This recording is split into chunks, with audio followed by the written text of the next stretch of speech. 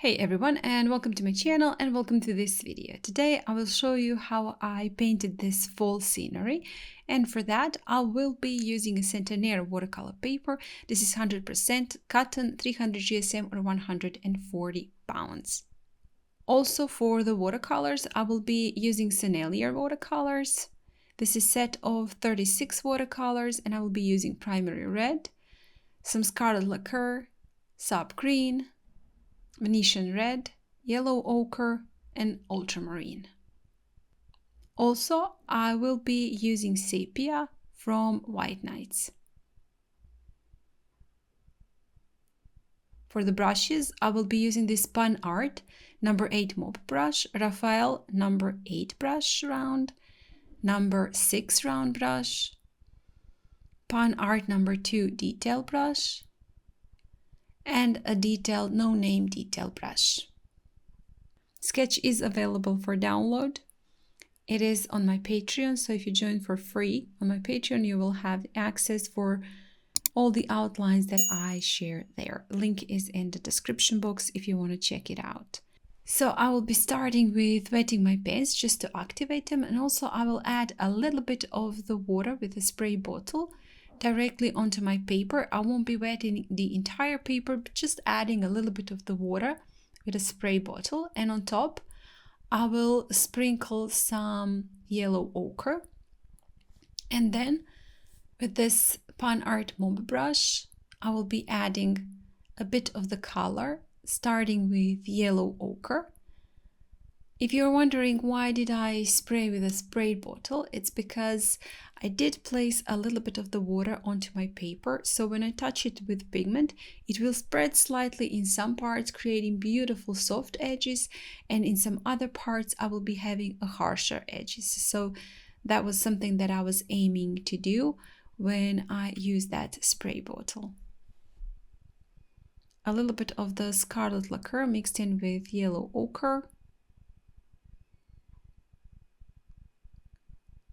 to paint in on top of my previous layer of just yellow ochre to create variation in color for my leaves.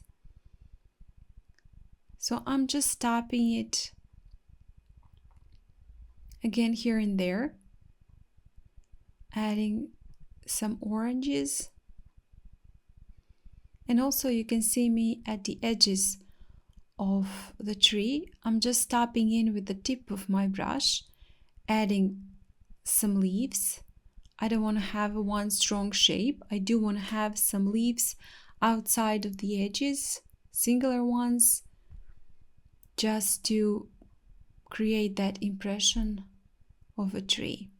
Because my paper is wet, everything is blending together, and these little leaves on sides will create and suggest that foliage.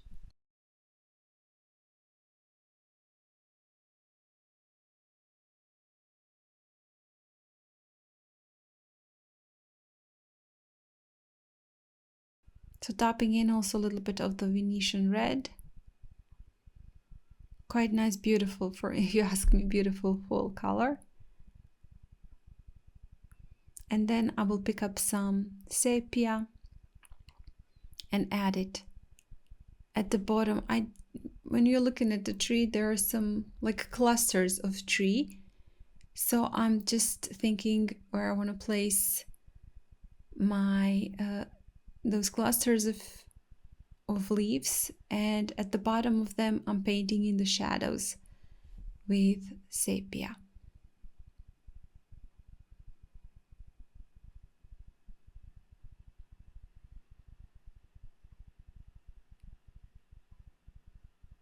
And going up, I will be painting lighter, and going down on the tree, I will be using a little bit more saturated colors.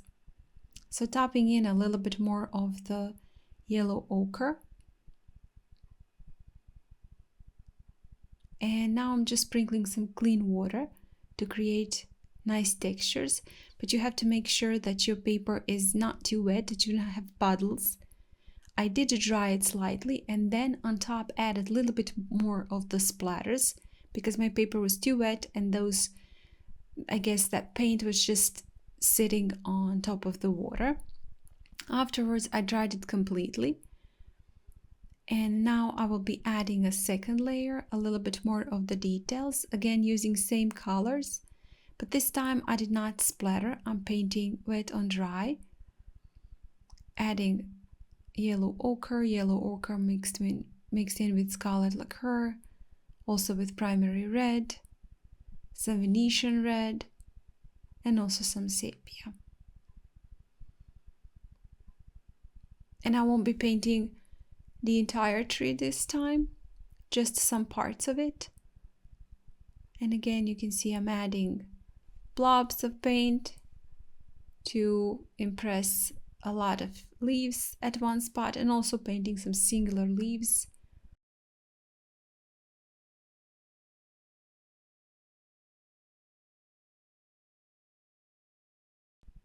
With sepia, I will be painting a tree trunk. And again, for the tree trunk, I do want to have broken lines from my branches. And I also do want to make it appear like they're peeking through some of the leaves.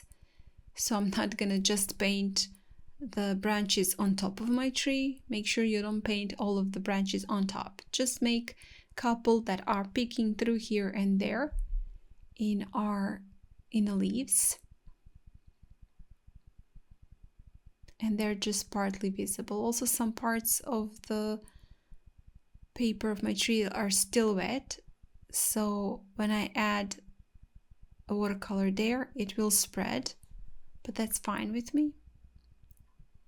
It will create also a little bit of the shadow in that part.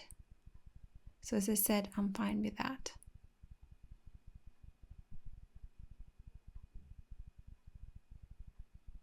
And don't just paint too much of those branches.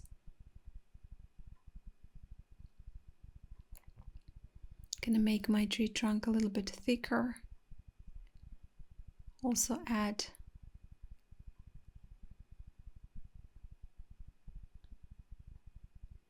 like that. I will be splattering again a little bit of the yellow ochre on top. And I will also use this smaller detail brush to add in a couple of smaller branches.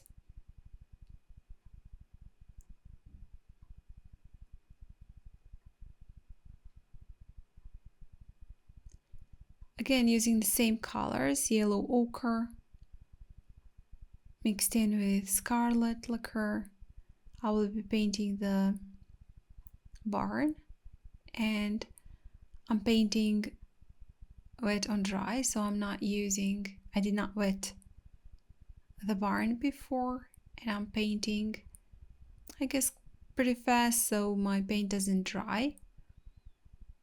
And while going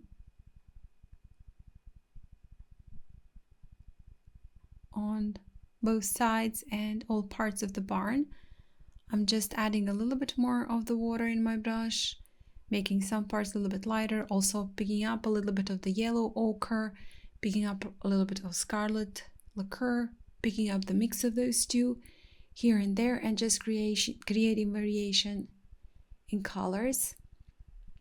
Again, making sure that a little bit more saturated and darker pigments I'm using in places where I want my shadows to be. So remember, this is an old barn, so some parts are faded, some parts stayed a little bit more vibrant. So now mixed some sub green with a little bit of the sepia, painting in one green bush on the side. And underneath the barn, I'm using mix of sepia and again those colors that I did use for the barn. And I'm not gonna go all the way to the edges, just leaving some white spots around. Also adding a little bit of the color, some ultramarine and sepia mixed for the sky. And I'm not gonna paint the entire sky. You can see just went around the barn and underneath the tree. Everything else I will not paint. So adding some details underneath the barn using sap green and sepia. This is still wet, so everything is bleeding again and blending. But when it dries, we will be adding more details. With sepia and some sap green, a little bit of ultramarine, I'm painting in the roof for my barn.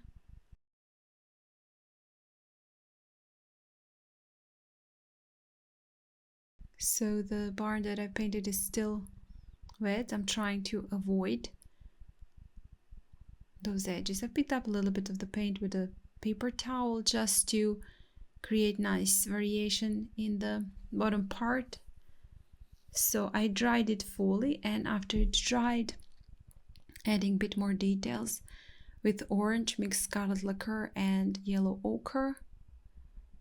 Also added a little bit of the sepia now to that mix, and I will paint in some details to the barn, just those edges of my boards. And I'm not gonna paint all of the boards, all of the wood boards. I'm just gonna paint some of the lines to suggest that there are wooden boards, that this barn is made out of the wooden boards.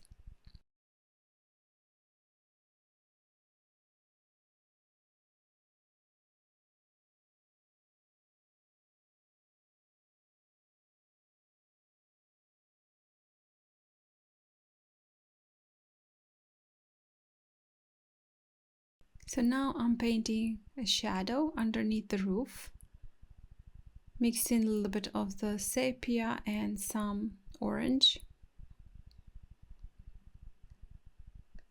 And also I'm gonna paint the shadows underneath the windows and the windows itself.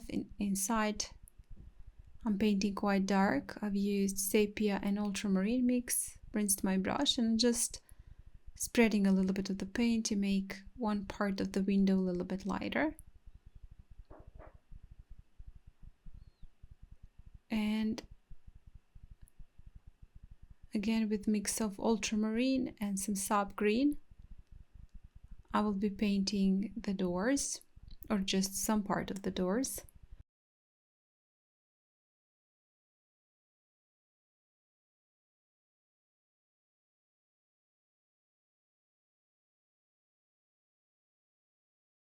As I said, remember, this is an old barn, so everything is wiggly and wobbly. Same color I will use for the windows.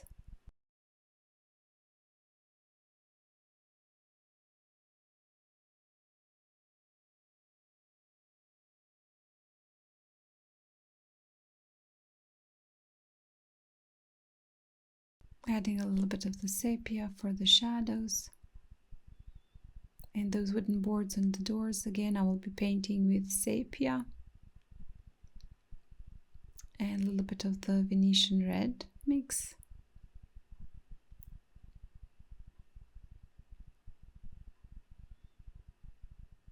And I'm not being too precise with this either. Some grasses. And again, I'm going to splatter to add a little bit more details to the bottom part. And also add a little bit of the color just at the bottom of my barn, where maybe it's dirty slightly. Dry brushing to suggest a pathway to the barn.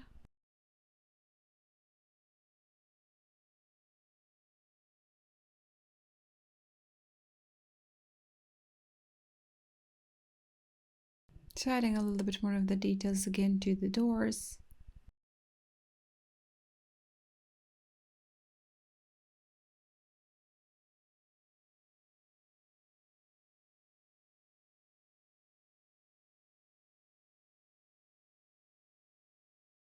I'm gonna splatter again, a couple of splatters on the tree, add a little bit more details now that it is dry.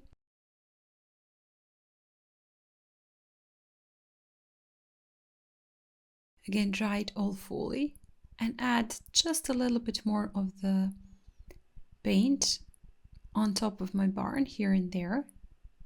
It was looking washed out, so I wanted to add a little bit more of the pigment here and there.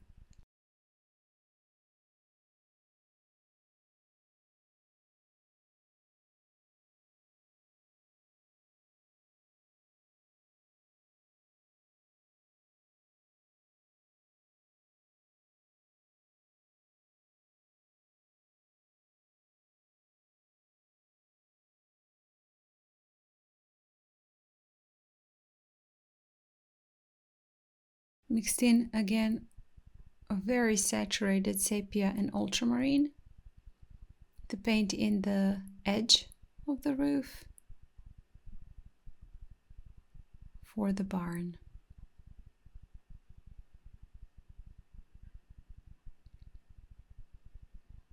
Just gonna add a couple of more details all around, and with that I'll be finishing off my fall painting. I hope you guys enjoyed this one, and if you did, please hit the like button, share it, comment, and if you haven't still, please do subscribe to my channel because I have many tutorials here. I'm sure you will find something for yourself. Again, thank you so much for joining me today, for painting with me, and I hope I will see you next time. Bye!